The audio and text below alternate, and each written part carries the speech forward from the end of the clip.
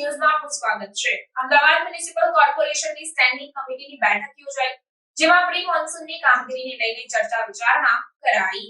અમદાવાદ શહેરમાં ચોમાસામાં smart city બેટમાં ફેરવાઈ જાય છે.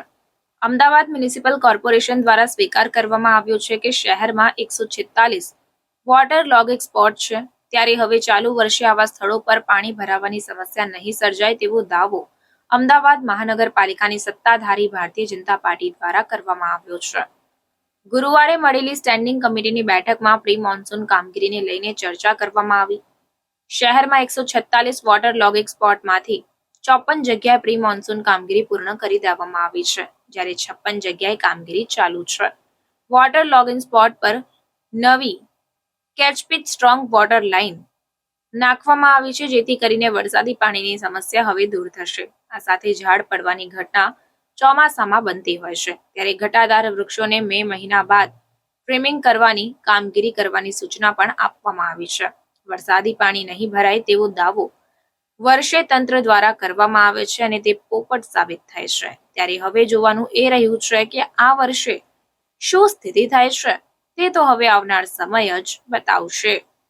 અમદાવાદ મહાનગરપાલિકાની અંદર 7 ઝોનની અંદર લગભગ 146 જેટલા સ્પોટ આઈડેન્ટિફાઈ કરવામાં આવ્યા છે કે જ્યાં આગળ વોટર લોગિંગ થતું હોય છે. તેમાંથી 54 જગ્યાએ આ કામગીરી સંપૂર્ણ પૂર્ણ કરવામાં આવી છે.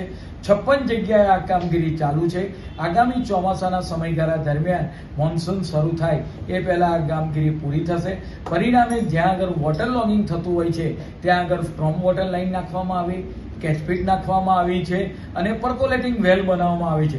પરિણામે તે જગ્યાએ વોટર લોગિંગ થાય નહીં અને એ પાણી તળાવની અંદર જતું રહે તે માટેનું આગોતરું આયોજન આ સમયગાળા દરમિયાન કરવામાં આવ્યું છે. કેચપીટ સફાઈનો પ્રથમ રાઉન્ડ પૂરો થયો છે.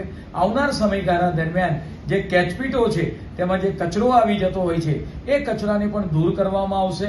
પરિણામે મોન્સૂન દરમિયાન કેચપીટોની આજુબાજુ વોટર લોગિંગ ન થાય તે બાબતની પણ તાકીદ કરવામાં આવી છે. अन्य खबरों के लिए चैनल को सब्सक्राइब कीजिए. खबरों का नोटिफिकेशन पाने के लिए बेल आइकॉन को जरूर दबाएं.